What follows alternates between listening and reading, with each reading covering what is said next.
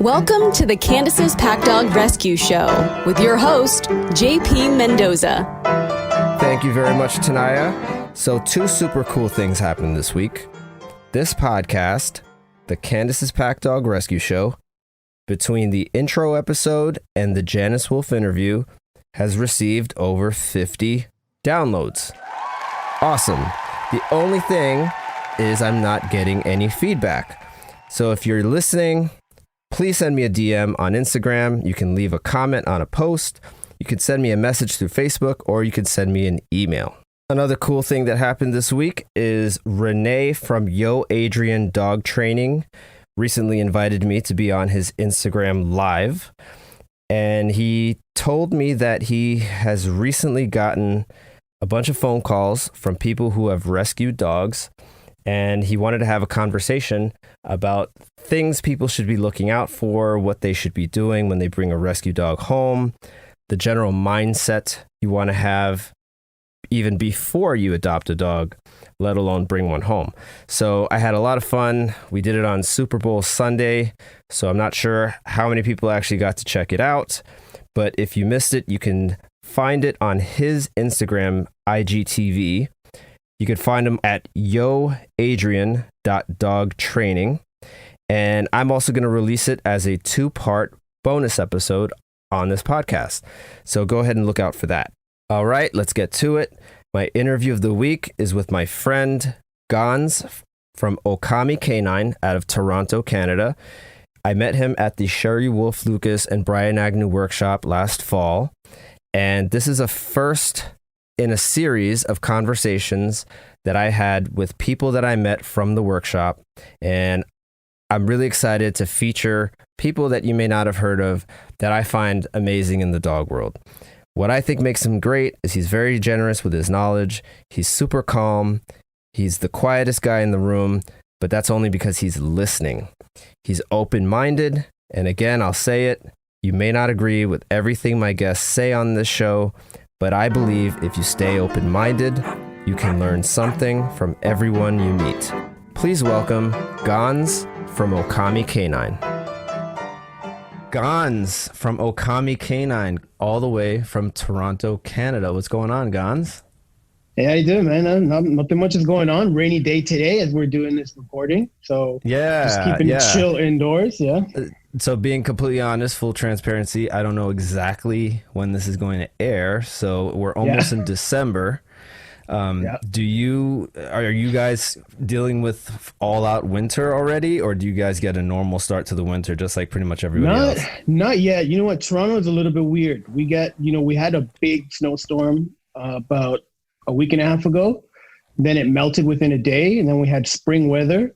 And now it's just a rainy day as if it was like spring. But we're expecting another snowstorm in a few days. So it's really weird because we'll hit like a major snow day and then it'll feel like it's springtime for a week or two. And then we'll get another like -degree weather day out of nowhere. We just moved down from New York City, New Jersey area. So I don't miss that at all. But that's just like sissy me saying that because you deal with hardcore winter. Like everything in New York is like, we just basically cry about everything. So Gonz, first things first, I got to ask you the first hard-hitting question. Do you think that Uber driver ended up taking our advice? No, he definitely did not.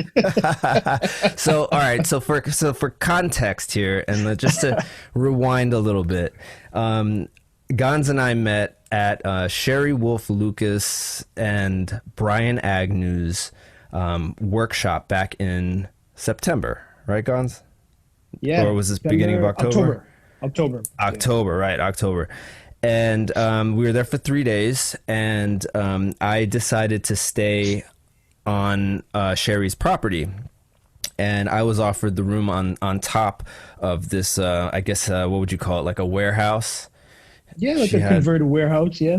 Yeah, she had like a warehouse where she put 2 apartments in it, and then there's like a large area where she kind of stores things, and we had like our lunches during the workshop.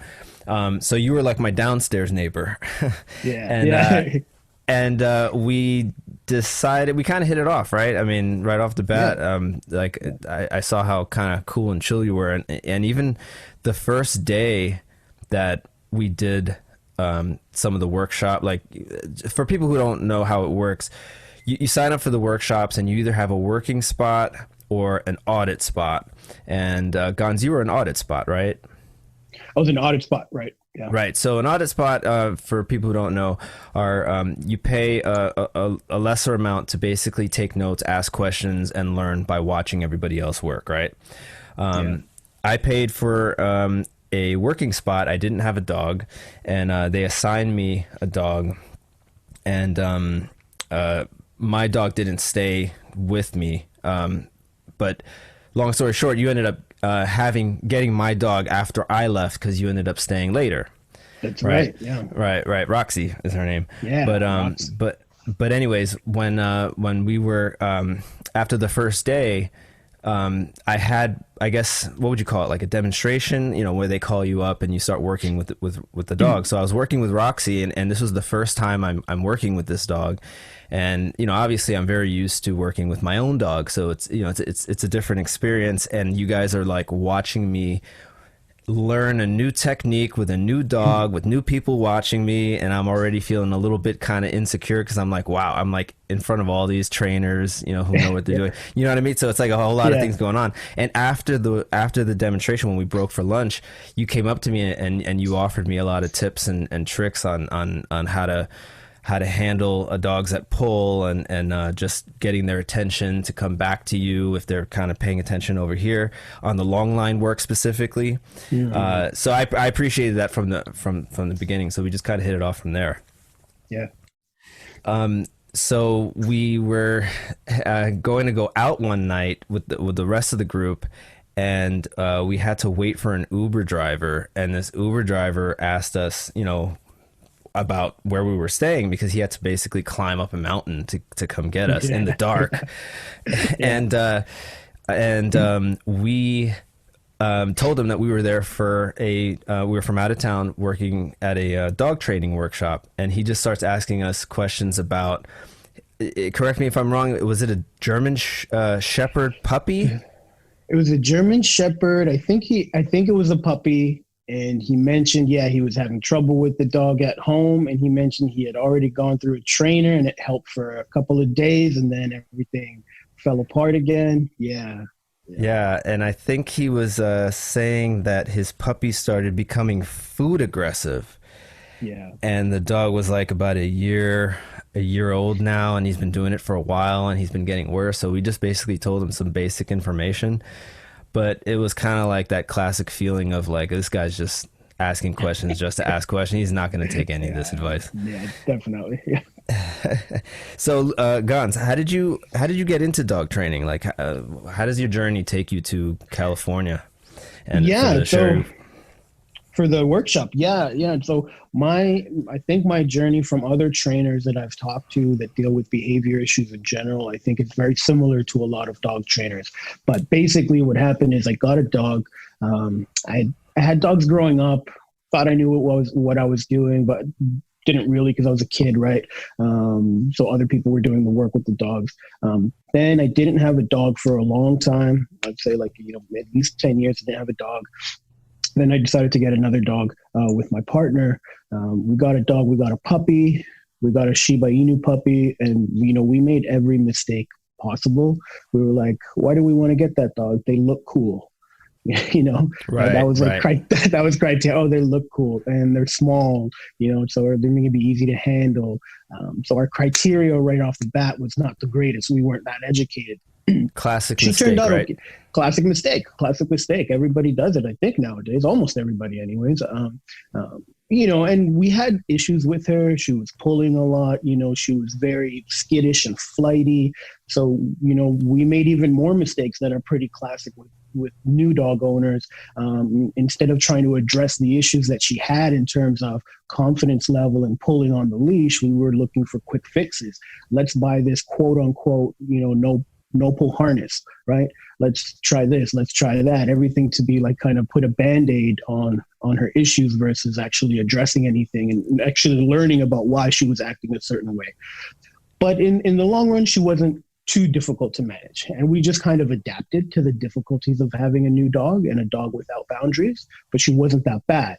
So we had gotten her from someone who had a couple of Shiba dogs that had a litter. They were having another litter. They reached out to us and said, hey, you guys are doing a great job with Nika, the name of my first dog. And we're like, oh, great, thanks, right? Even though we weren't. He's like, you guys are doing a great job with the dog. Would you guys be interested in a puppy from the new litter? And we're like, yeah, definitely. She turned out so great. Definitely do that. So we waited a few months, got a new dog. It was a male dog this time. Our first dog was a female dog.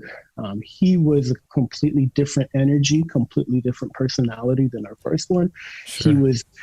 where she was skittish and afraid and no confidence, he was overly confident and he wanted to explore everything, and he would get in people's faces and in dogs' faces, and he was just completely fearless, right?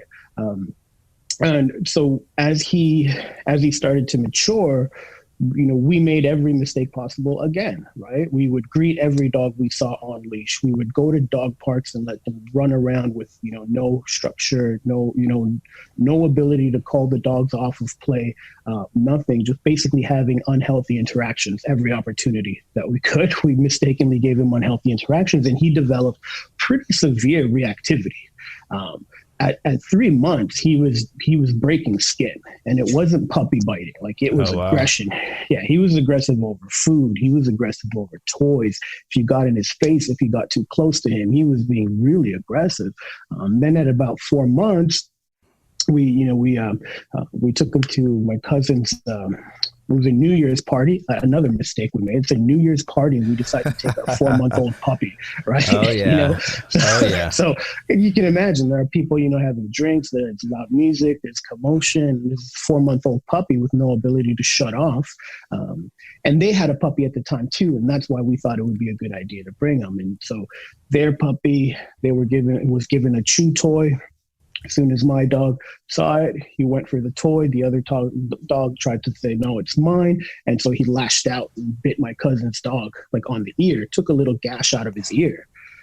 And so, party stops. Everybody's, everybody's like, what happened? Because, we're freaking out.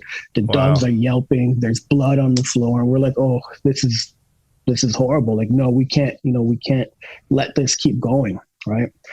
So we decided to actually get professional help and look for a trainer. We didn't know what to look for in a trainer, to be perfectly honest, at the time. Sure. Yeah. You go online, you look for reviews, and we made another common mistake, I think, is that we looked for trainers that had experience with Shiba puppies, right? Or Shiba dogs, as opposed to experience with dogs. We're like, no, it has to be someone who knows the breed. It has to be someone who, can deal with their attitude and, all that stuff, right? So we reached out to a really popular training school here in Toronto that was essentially purely positive training, a lot of food training, right? Mm-hmm. A lot of food motivation training. We filled out, it must have been like a 200-300 questionnaire online before we even met the trainer. Wow. Trainer shows up. Yeah, it was pretty. So, it gave us, it made us feel a little bit better because we're like, okay, they're being very in-depth in terms of what they're asking for.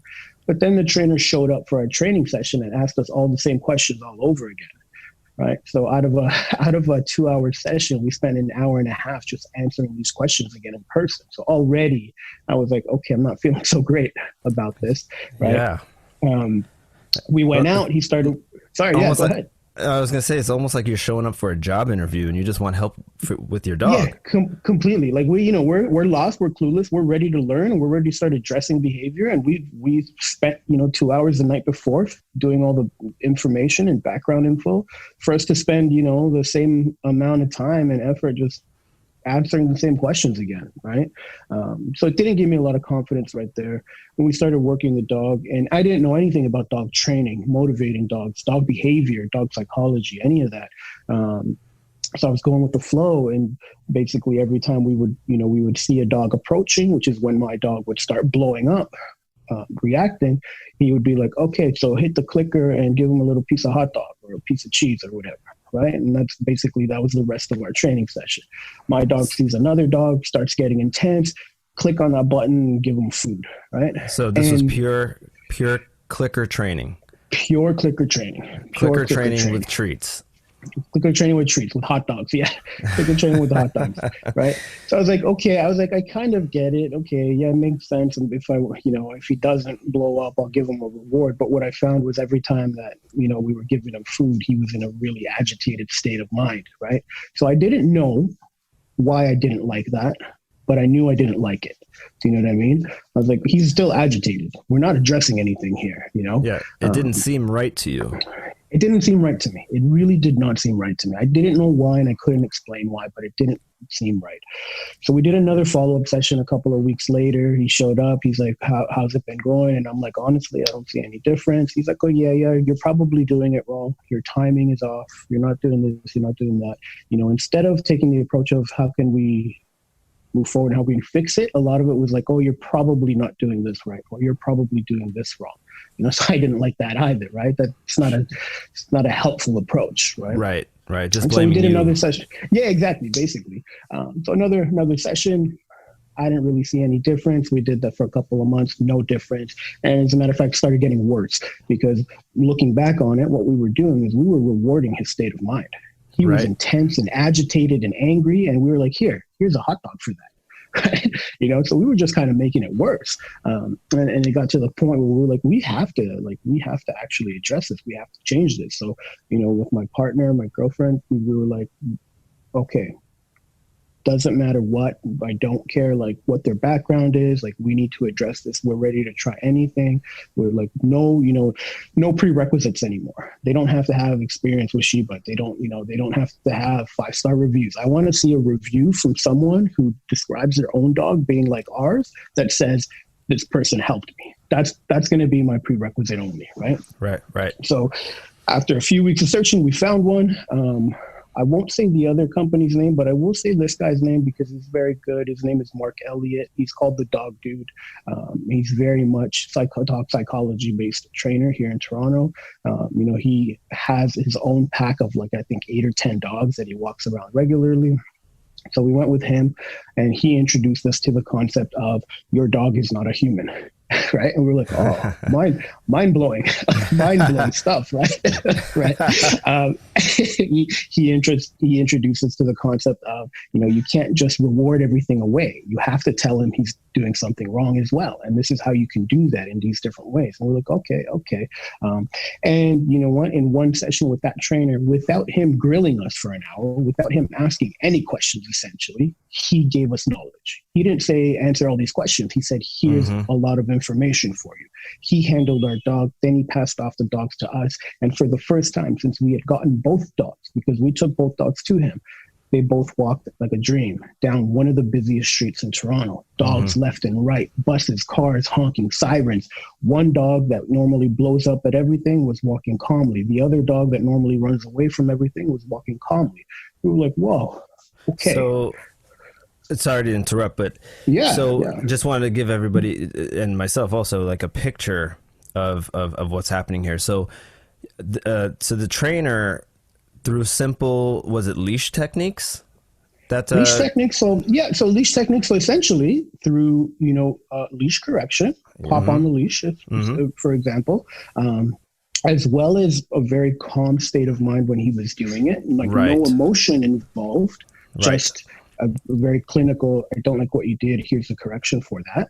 And by also explaining things to us in a way that made us understand our animals, which is what they are, the dogs in front of us. And instead of trying to apply what we thought was logical, he told us they're not logical beings the way we are. They're instinctual. They're going off instinct. So he took the time right off the bat to explain to you how the world looks through your dog's eyes and why your dog is reacting the way he's reacting because of what he's seeing, not blaming you for incorrect techniques, etc. That's exactly right. Yeah, that's exactly right. Yeah, you put it perfectly there. He empowered us and he gave us knowledge, as opposed to judging and critiquing, right? Yeah, right. It's really amazing too, because people, it's classic, right? People underestimate the importance of their own mental, how do you say, like their own energy, their own state of mind. That's what I meant to say. State of mind. Their own state of mind before they pick up the leash to grab their dog for a walk. You know, they're only looking at the symptom of the problem. They're looking at the pulling, the lunging, and the barking, but they're not actually looking at themselves.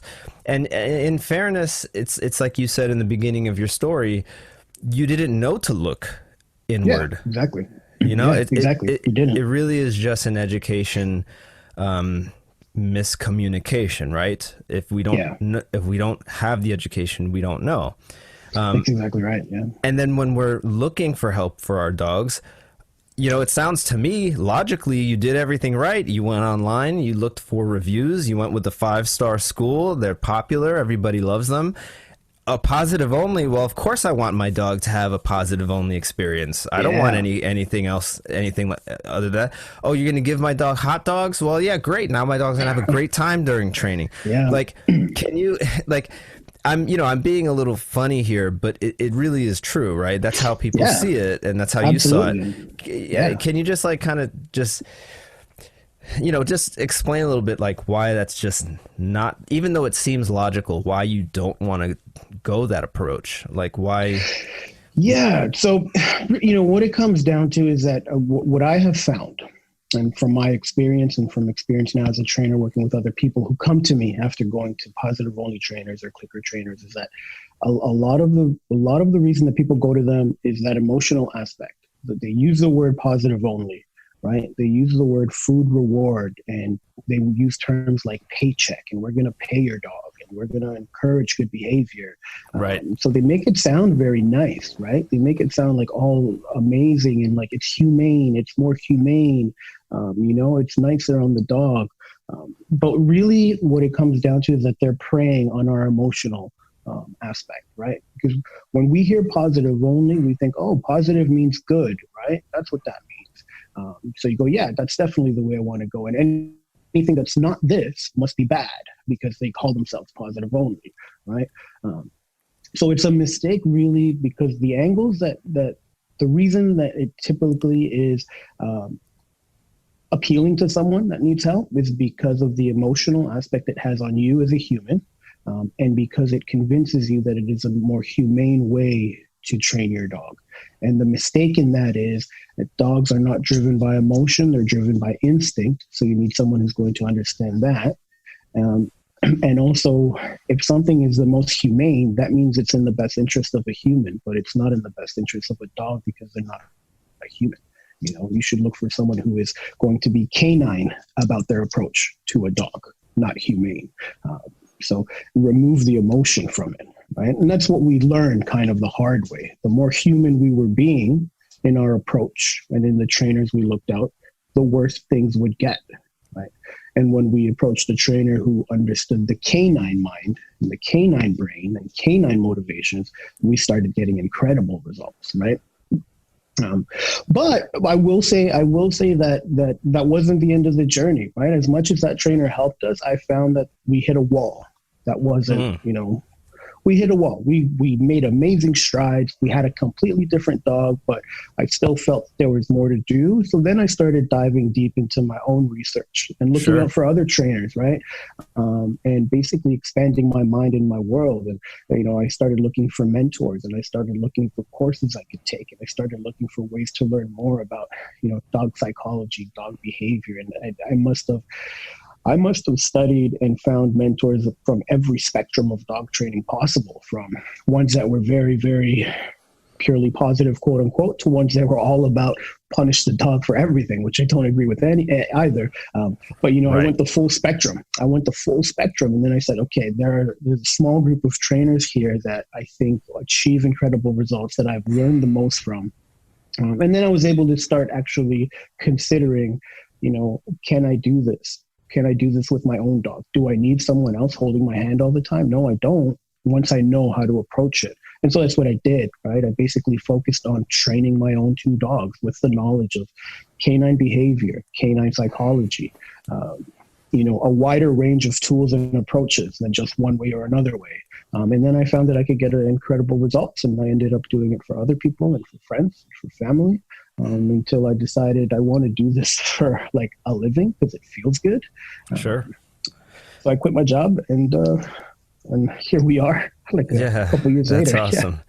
Yeah, it's funny because like you and I have had this conversation back in California, and it's amazing to me. Not only do we have very similar stories, right? I mean, us getting our dog from an online rescue site, mistake number one, never meeting the dog before signing the contract, mistake number two, getting her, I had an idea in my mind that she was going to be the happiest, happy-go-lucky dog ever, and she came back and she wasn't, because I had no idea that, sensitive, fearful back of the pack dogs existed. So again, it's like all this lack of education, all these assumptions. I went for a German short hair pointer because I love the way they look. They weren't too big, and I judged what my dog was going to be like based on another German short hair pointer that I used to see when I used to work at an animal hospital as a vet tech. So in my mind, I'm like, oh, I'm going to get a dog just like this, like this. And life happens where it doesn't work exactly how you plan it. And then I never thought I would be, talking on a podcast right now and wanting to get more of the education out to people who don't really know that this exists. I mean, I know probably a lot of your followers and some of my followers will listen to this, but I'm really hoping that, people will stumble upon this and be like, oh, I didn't know this exists. I mean, this explains a lot of issues with my dog. So it's amazing. But what I was saying is not only did we have very similar stories, you talk to a lot of trainers, they all have stories like this. Yeah. I mean, exactly. It's like that proverbial one dog that changed our life, that made us kind of just change our career trajectory, right? I noticed, back that night before the Uber driver, when we were waiting for the Uber driver, we were talking about your trips to Japan.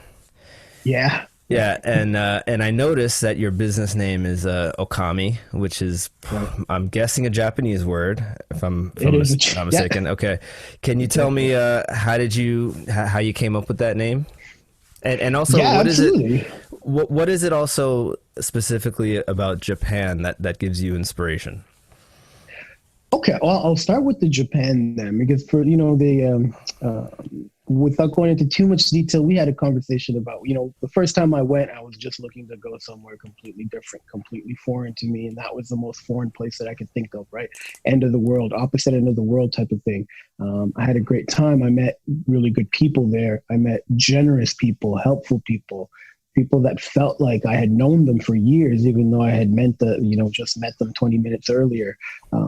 And in general, the culture is really generous and comforting, and they like to help each other out. It's all about how can I help each other, not how can I help myself first. So I liked that, right? That was very appealing to me.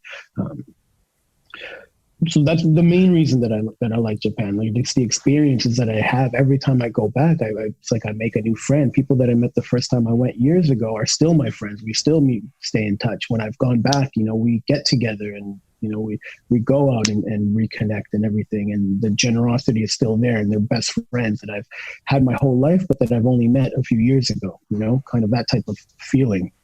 So I like that. So that means that I'm into a lot of things that are Japanese. I'm into, Japanese TV and movies and like snacks even, and like Japanese bars and stuff. Like I like anything that kind of takes me back to that, that mental and emotional spot I was in when I've gone to Japan. I like, right? When I was thinking about going official with my dog training business and like thinking about the name, I wanted the name to reflect what my approach was going to be, which was, not so much a scientific approach to dog training in a traditional sense where I was doing everything by the book, but more where I was trying to bridge the gap between understanding the dog's brain, understanding dogs as an animal, their behavior from an animal standpoint. So I knew I wanted to use the word canine in it because I'm not about, it's not like fluffy foo-foo's dog training business, right? I don't want to be cute with it. I didn't want to be cute with it. And I didn't want to like mislead people either, right? Like, Gonz is all positive training. I wanted to be like, this is what I'm going to focus on, the canine aspect of it. And I'm going to treat your dog like a canine. I'm going to respect them as a canine. And I'm going to empower you to understand the canine mind. Right. And then I needed to add the Japanese element just because I'm so into the Japanese culture and everything. Right. So I started looking for a word that would apply similarly. And I came upon the word Okami. And essentially the word Okami means wolf in Japanese. Right?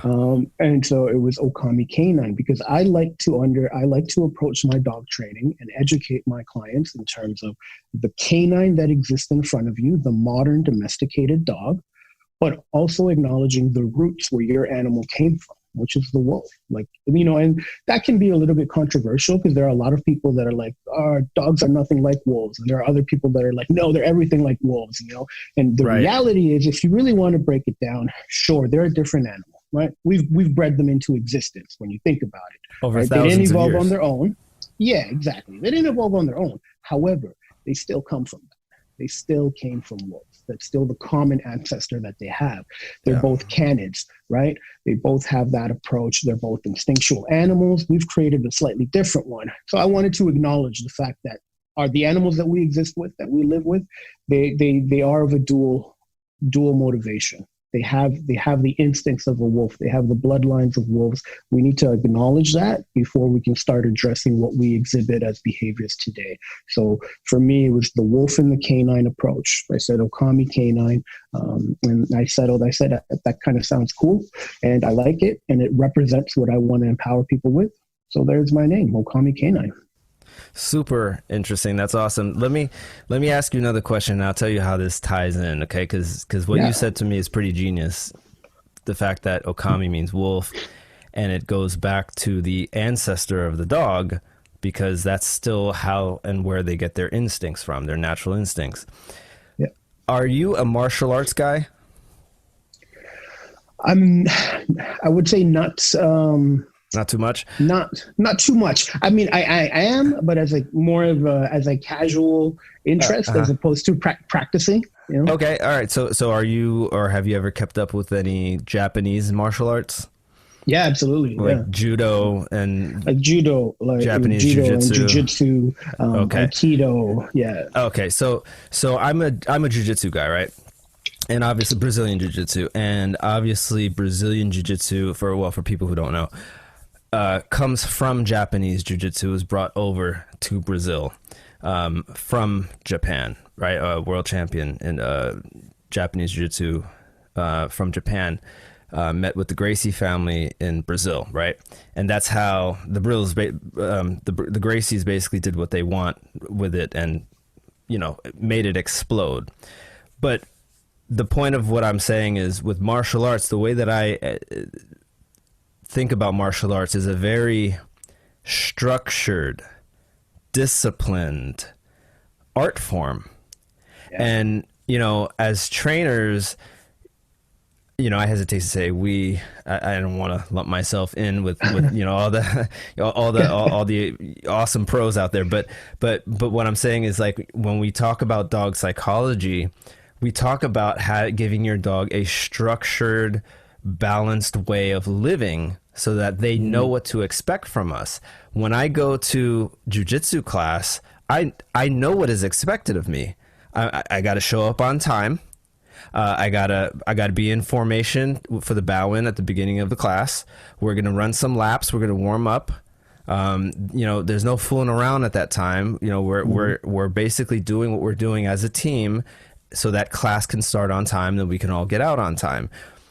I think there's a misconception that discipline means punishment, right? It's one of the classic, it's one of the classic words that comes up where people kind of cringe, right? Yeah. And there's so many different ways that you can look at discipline. I mean, you have to be disciplined to be open-minded, right? So if you're disciplined, if you're open-minded, then you can be in a classroom. Yeah. You can be in a lecture. You can be, in a jiu-jitsu class. So when I think about Japanese culture, I think about the structure and how they're very structured and they're very traditional. And that's why I brought up the martial arts aspect of the structure behind it, and how awesome I think it is that you have a Japanese name that means wolf, and you're training dogs using structure and dog psychology. So for that, I commend you, my friend. Yeah, no, thank you. Yeah, thank you. No, yeah, I'm glad you made that connection. Yeah, and the other analogy that you made, it applies as well, just to my own business, but dog training in general. And I like the way that you worded it too, that it is, martial arts, with Japanese martial arts or any martial arts, it is structured and disciplined, but it's an art form.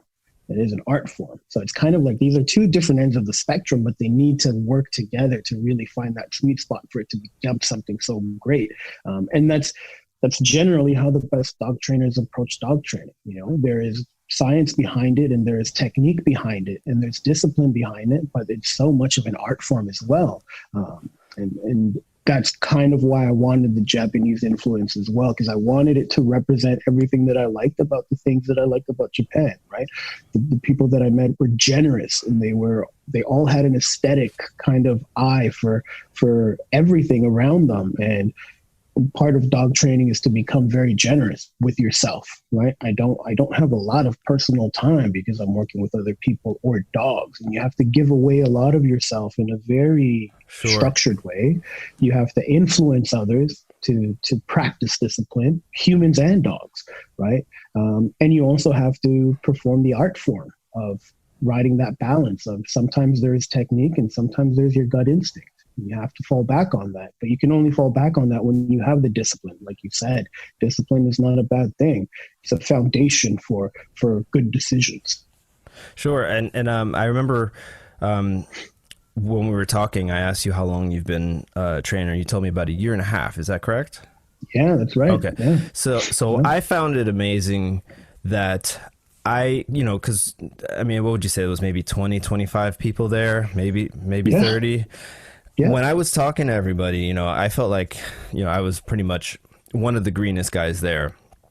And I was amazed by how many trainers that have been doing this for years, still want that continuing education. It's not like, I know everything. I got this.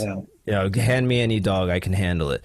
So 1.5 years into your new career and your new business, how did you find Cheri Wulff Lucas? Like, how did you decide, like, okay, this workshop sounds like I'm gonna take this chance and do this? Yeah, that's a great question. So 1.5 years is not a long time to be a dog trainer, but sometimes it's a long time to be a dog trainer, right? Right.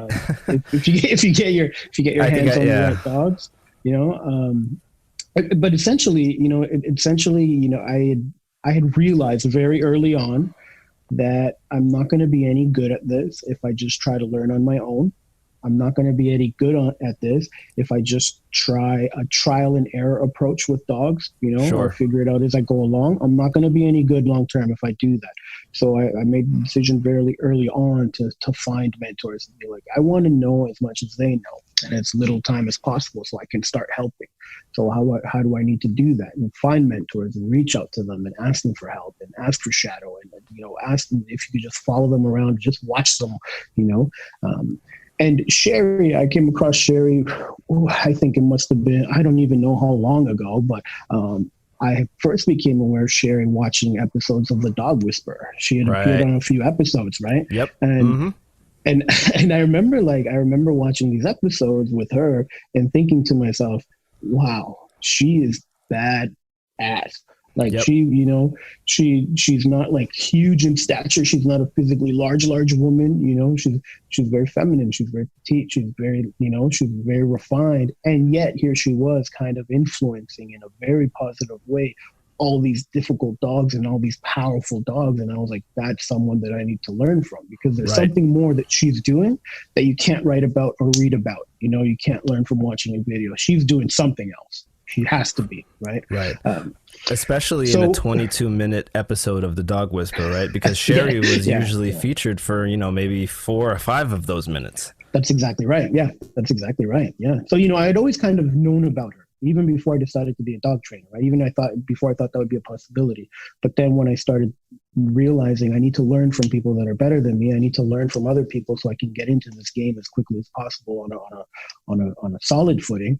I said, I broke it down in my head. These are the top 3 people that, in dream world, I would want to learn from and spend time with.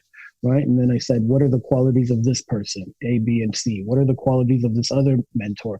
1, 2, 3, 4, 5 reasons. What are the qualities of Cheri? And I was like, what I like about Cheri is that she doesn't talk a lot when she's training dogs. Right. She's not about using 258 different types of tools. Right. She's right. And she doesn't sugarcoat anything. She's very straightforward with her approach. She's very honest with her approach. And she can really connect with a dog really quickly. So I was like, that's what I'm going to need to be able to do. I want to rely on nothing but myself, my presence, and my ability to connect with a dog. So that's when I decided, can I learn from this woman, from this person, right? So I'd already started looking at shadowing her and started emailing her and Holly, her assistant, about shadowing her.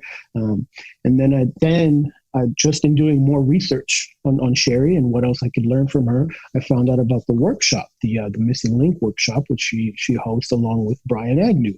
So I looked into his stuff and I was like, oh, his approach is really, really cool too. It's very holistic. It's very, very natural in terms of how to approach a dog and their behavior. So I was like, this is what I need to do, right? So basically January of 2020, I said, okay, I want to shadow with this person. I need to learn from her, and I want to attend the workshop as well. And so that's when I made the decision to just do it. It was going to be an investment for myself as a human, an investment for my business, and an investment for basically everything that I want to go and achieve in my life as a dog trainer. So I signed up in January, and I just couldn't wait. Sure. And you stayed for one-on-one shadowing with her after the workshop was over for, what would you say? What was it, like 4 or 5 more days? It was, let's see, it was a total of 7 more days. Yeah. 7 more days. Wow. So how was that experience? And I can imagine you came home with... Incredible. It was absolutely incredible. You were at the workshop and you saw Cheri and Brian and achieve, and owners that were there and trainers that were there in working spots achieve incredible results. And even the dog that Roxy was that you were working after 3 days versus the first day was a different dog in a good way, right? Sure.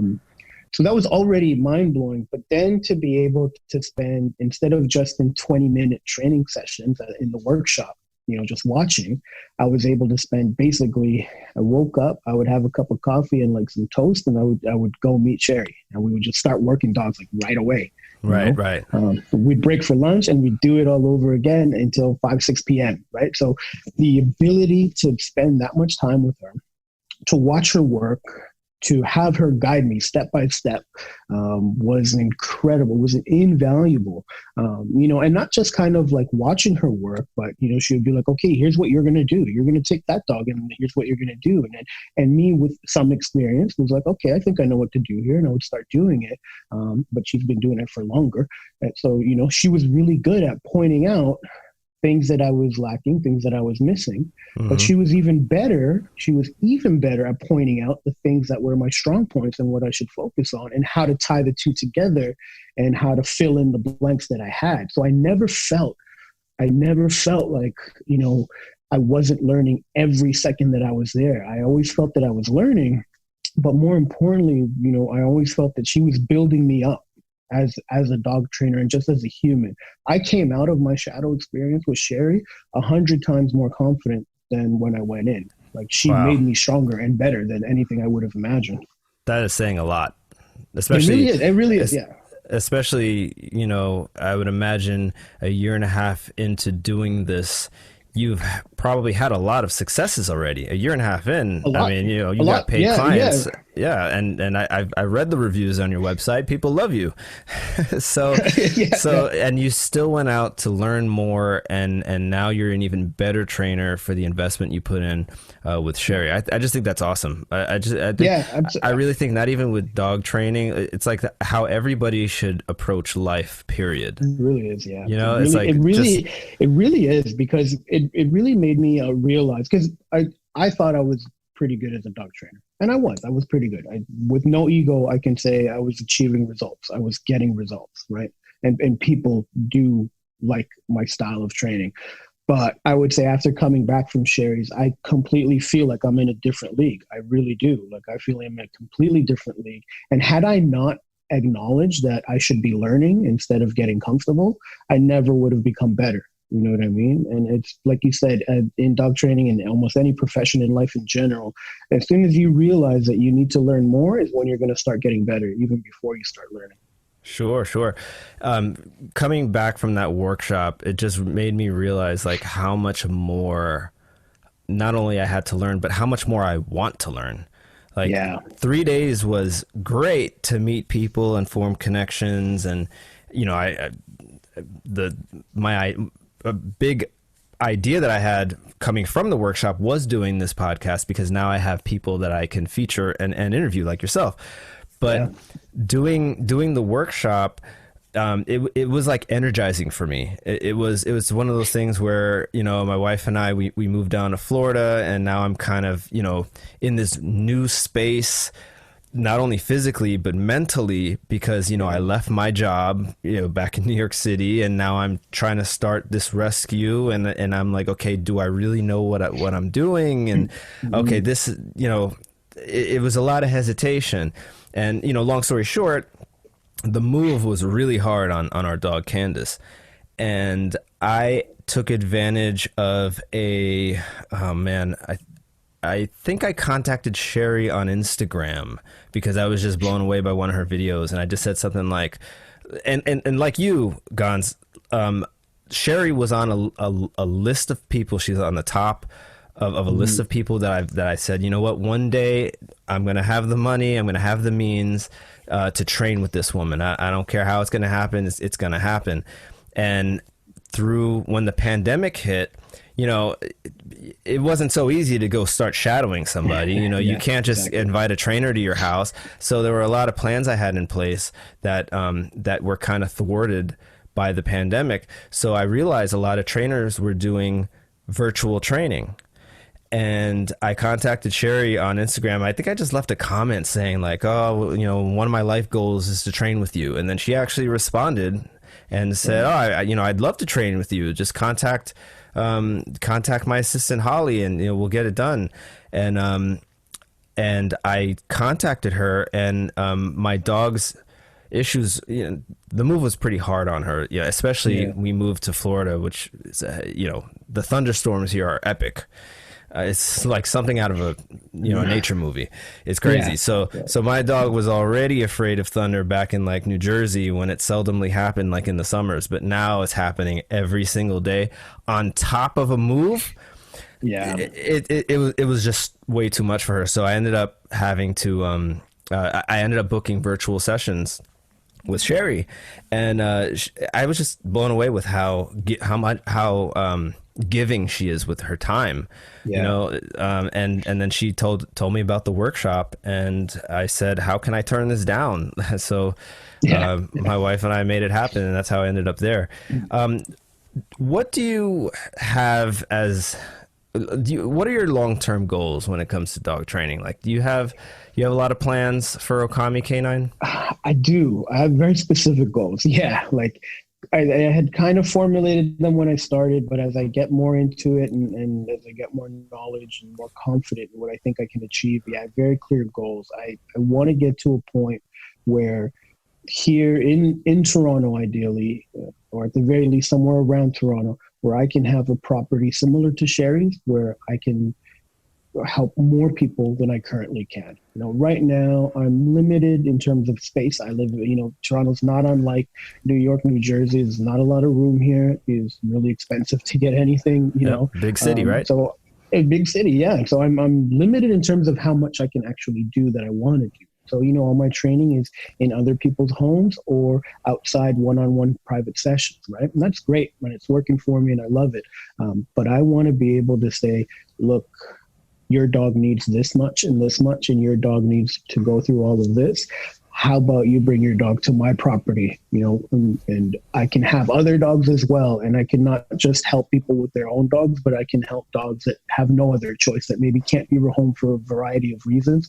So my ultimate goal is to have some kind of rehabilitation center where I can house dogs that have no other option, where I can also have people come to my property and help them through their issues with their dogs, improve the relationship they have with their dogs, and empower them with the knowledge that they need to go out and kind of respread that to their friends and family. That's my ultimate goal. I essentially want to emulate what Cheri has accomplished. Sure. And the reason why that's awesome is because I'm hearing that more and more from people. That's the real goal that they have, is to have just more space to be able to help more dogs. And, dog psychology, I mean, you can say it was popularized by Cesar Millan, right?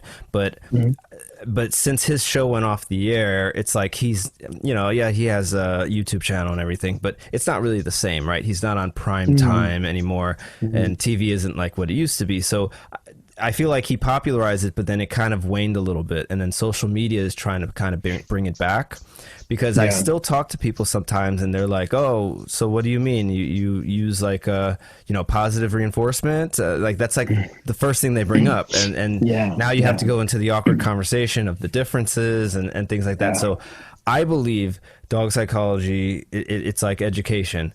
Most people don't know about it now, but eventually people will start to learn about it. And I think they're going to be, by that time, they're going to be so many incredible people like yourself and Cheri, like with all these like dog psychology centers, right?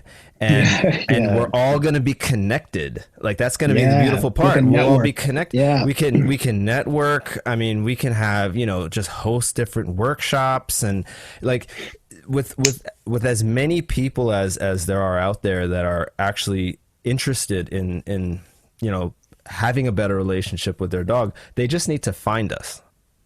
Exactly. They need to find us.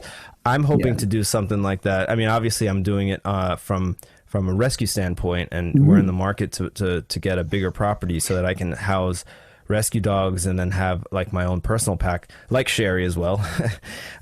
Cheri, how many dogs does Cheri have now? Like 6 or 7? I think she has 10. 8 right now. I think 10, okay. 8 or 10. Well, counting the mountain dogs, the kind of Corsos, I think it's 10. Oh, right. Yeah. 11, yeah. I don't know if I'll have that many dogs, but but my basic dream and goal is to have, our personal pack that's balanced, and then have the rescue pack, have them be balanced, adopt them out one by one, and then get that new shelter dog in. And then now that shelter dog, now I'm not the only person, or my volunteers aren't the only person that's trying to guide that dog to the right way. He or she has that support from a balanced pack. And maybe that's a fantasy in my head. I don't know. I mean, what do you think about that? I think it's attainable, man. It is attainable, right? Obviously, there are a lot of things going on this year that have thrown wrenches in a lot of our plans, and it makes certain things difficult. But I think, with the idea that you have, and with the experience that you have with Candace, and, just attending the workshop and whatever continuing learning that you decide to do from there, I think you're fully capable of it. Like in terms of the foundation you need to build up to that, that's already there, right? It's just going to be a matter of continuing and following it.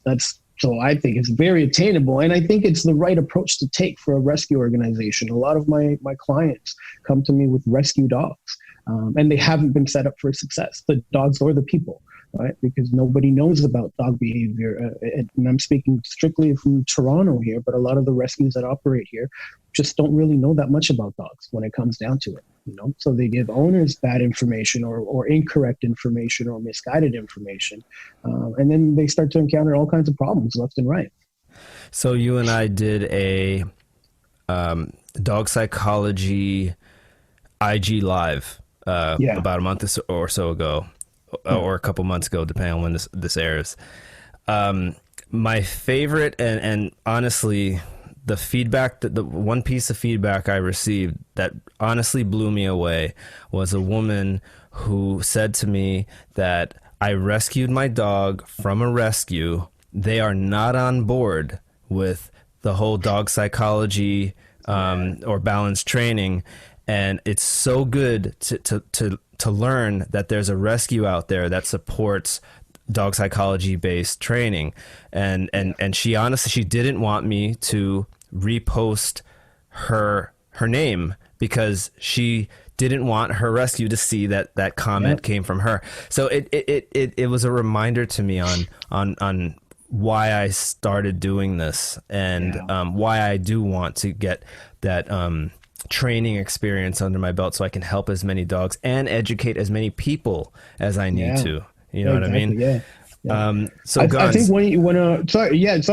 one of the things that I mentioned to you the first night that we had an actual extended conversation was I love that you're taking this rescue from this angle because it's unique. As far as I know, it's unique, and it's gonna be changing. It's gonna be changing the way a lot of rescues run. I think I truly believe that. So I can't wait to see where that goes. Sure, man. I hope so. I really hope so. It's been an uphill battle right now. I mean, I guess the old saying is good things come to those who wait and those who work hard. Totally, yeah.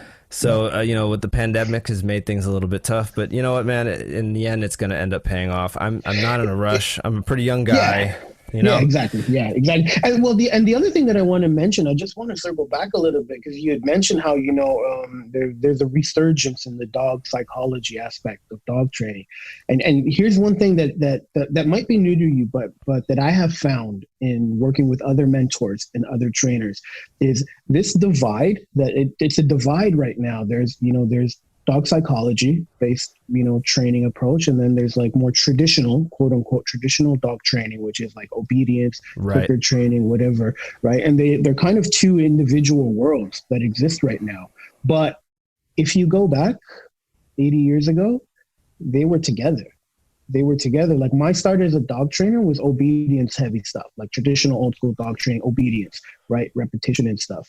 And then I started realizing they don't need to be separate. And in order for you to be good at one, you should understand the other. And some of the best dog trainers that I know, I'll drop some names like Tyler Muto and Larry Crone. They understand the importance of, techniques of obedience type of training, but also the behavior based, because they're also, the reason that I talk about this is because a lot of people that don't know that much about dog training, owners, and that have only heard about dog psychology through TV shows, they tend to have very skewed opinions one way or the other about it. They either really love it or they really hate it because they go, oh, that's so dumb, oh, that's so weird, that's so dumb or whatever. But what they don't realize is that the best trainers are applying dog psychology left and right. And whether or not people listening to this agree or disagree with whatever people like Caesar teach or Cheri teach, the fact of the matter is that the best dog trainers in the world use the same techniques in terms of dog psychology. You know what I mean? Every approach that he takes that people like him take are used by the top respected, quote unquote, respected dog trainers that people don't tend to take a crap all over just because they had a show. Right. And just to add on top of what you're saying, I think it's really important that people understand that it doesn't have to be dog psychology or obedience. Mm-hmm. Mm-hmm. I mean, really, dog psychology is just looking at things from a dog's point of view, and then it's up to us to choose the correct strategies based on that to help our dogs based on whatever their particular issue is. So it doesn't have to be either or. It doesn't have to be a team thing, Exactly. Totally. Yeah. It's not us versus them, and so many people in the dog psychology world I've noticed will say straight up, hey, listen, I use techniques from positive reinforcement. I give treats to my dog. I don't never pet my dog. I give affection to my dog. It's not do I give affection to my dog? It's when do I give affection to my dog? How do I give affection? Is there a lot of excitement behind my affection? Like things like that is it's not just a matter of sit, stay, come, heal. That's not going to fix the problem. So we're not slamming obedience training. I read all of Cesar Millan's books, and he's very forthcoming with where he learned a lot of his skills. I don't know if you've read any of them, but he talks and mentions names of trainers who were famous before him, like Ian Dunbar and guys like him, people that he's actually met. And he says in his books, listen, we know we don't agree on a lot of things, but we sit down for a few minutes, we're going to find some things we agree on because we both work with dogs. So, I do think that's a really important message for people to understand, that like, we're not trying to say, hey, join our team. It doesn't have to be teams. Like we can all, it doesn't have to be work, right? We can all work together. Gonz, I want to wrap this up a little bit, pretty soon, but I do want to ask one question. It's one of the questions that I like to get everybody's opinions on, because I'm trying to think of the person who doesn't know a lot about dog training, and they may have a misconception about e-collars.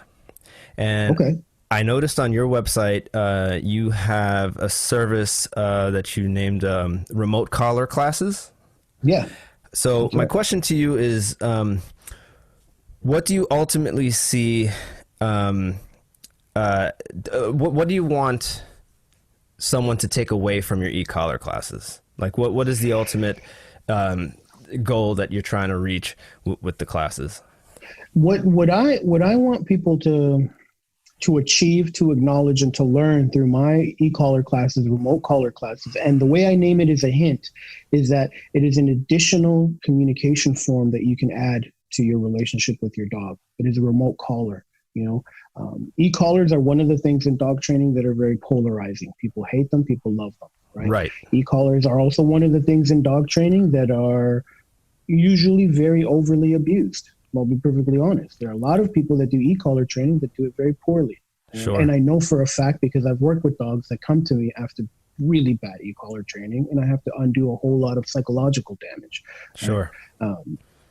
So what I want people to understand and start looking at the tool is, it is a remote collar. The same way you need a collar on your dog so they don't get lost, and you need a leash on your dog so that you can communicate with them effectively, the e-collar is a remote collar. It can be used to remotely communicate with your dog if you want to let them run down a field or go on a hike. It is adding context to the conversations that you have with your dog. So I want people to understand that adding e-collar is not something that makes behavior go away. It's not something that fixes anything. It's not something that should even be used to teach your dog something new. It should be used as an additional form of communication. One of the things that I took away from the workshop that we both attended was that Cheri and Brian were layering forms of communication. We would use the leash and the long line. We would use the place board. We would use verbal cues. And then we would start layering the e-collar, right? And we would start, the way Brian puts it, is adding context to the conversation. Sure. You and I can speak, but it's not just my words that you're understanding. You're watching my facial expressions, and you can tell if I'm angry or sad. You know what I mean? And you're watching my body and my tense or whatever. There's complexities when we communicate with each other as humans that we don't have with dogs, but we can introduce to dogs and to humans by using certain tools like the e-collar. So for me, the e-collar, what I want people to learn about it through my course is, this is a new way that you can communicate with your dog reliably. Not every dog likes leashes, and some dogs are very, very sensitive to a leash check or a leash in general, right? Some dogs that are very fearful and skittish and afraid of everything can become very confident when you introduce an e-collar to them in the right way. So I want people to come away from my e-collar course understanding it as a layer of communication that you can have with your dog, and not a tool to be used to fix anything or change anything in your dog.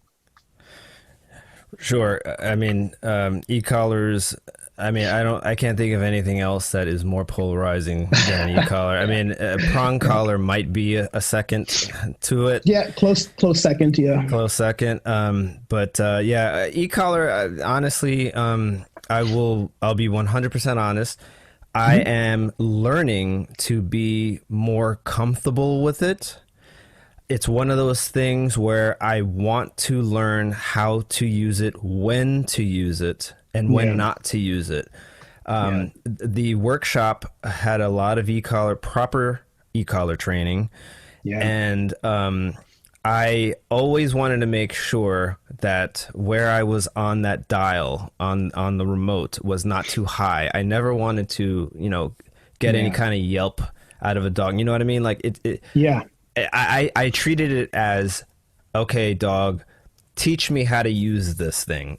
because I'm not just going to start pressing buttons over here and not knowing what I'm doing.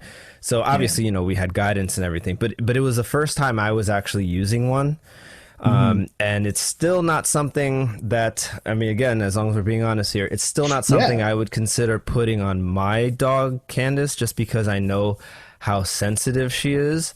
I do understand that there are situations where an e-collar may be helpful for a sensitive back of the pack dog, but again, it's one of those things that's continuing education for me. It's one of those things that I love to pick the brains of everybody I talk to when it comes to this, because everybody always has a different way of looking at it. Whether you're for it, or against it, I want to know why. So it's one of those things. Gonz, I want to wrap this up by asking you 3 questions in sort of a rapid fire kind of way. Okay. All right. You ready? Okay. All right. What's the one thing you wish dog owners would understand? Training is not about limiting what your dog can do. It's about giving them more freedom. Okay. What is the one thing you wish dog trainers would understand? Approach your training style with the dog in front of you in mind, not with what you think you know. Awesome. I love that. And last one, is there anyone you personally know in the dog world that you think deserves more recognition, or someone you think people should look up and perhaps maybe I should have on the show as a guest? Yeah, it's Larry Krohn. Larry Krohn, LARRYKROHN. I'll send you some follow-up information. He does incredible things with dogs and e-collars, and his style is very much behavior-based, but he uses a lot of play to instruct and not instruction. Yeah, he's amazing. He's amazing. And not enough people know about him. Yeah, he's known in the dog training world, but dog owners don't know about him yet. Yeah, me included. I have never heard of him. And just the fact that you said he uses play in a way in his training, that is automatically intriguing for me. It's somebody that's doing something different, and I want to know that. Yeah. Gonz, thank you so much for being on the show. Is there anything else? Thank you for having me. Yeah, thanks. Is there anything else you want to say? Anything else that we didn't cover? Not really. No, I think we covered everything. I think for anybody listening, whatever you think about dog training, or if you're thinking about exploring dog training with your dog, or which approach to take, make sure you get a wide variety of information. If you see people talking about one trainer in a negative light, make an effort to find the people that are opposing that opinion, not because one people is wrong or right or wrong, but because you want to make sure you have an informed decision. And if you find that a lot of people are speaking positively about a trainer, try to find people that are speaking negatively about that person to give you more context into whether or not they are that good, right? I can send you 100 reviews for me that are amazing. I can send you 3 or 4 that are not good either. You know what I mean? And I'm not afraid of those, because I know what I'm capable of and I know what I've achieved. And I also know why I got the negative ones, right? And I'm not afraid of those reasons. So make sure that, whoever you look for when you're looking for dog training, even if it's just advice online on social media, find out who likes them and who hates them. And that'll tell you a lot about the person behind, the content. Great advice. Gonz from Okami Canine. Thank you so much. Thank you so much for having me, JP. Hope we do it again one day. It was great. Thank you very much, Gonz, for being on my show. I really appreciate it. Real quick, we referenced an Instagram live that we did back in October of 2020. You can find that on both my IGTV at Candace's Pack Dog Rescue. You can also find it on Okami Canine's Instagram. It's at Okami, OKAMI _ canine, CANINE. He also wanted me to let you guys know, don't hesitate to DM him. He will answer all of your questions. Please also check out his website, okamicanine.com. Thank you for listening to the Candace's Pack Dog Rescue Show. For news updates and training tips, make sure you follow us on Instagram and Facebook. You can find us at Candace's Pack Dog Rescue. If you would like to support the rescue, please visit our website at cpackdogrescue.org. For questions and comments, you can contact us at cpackdogrescue@gmail.com.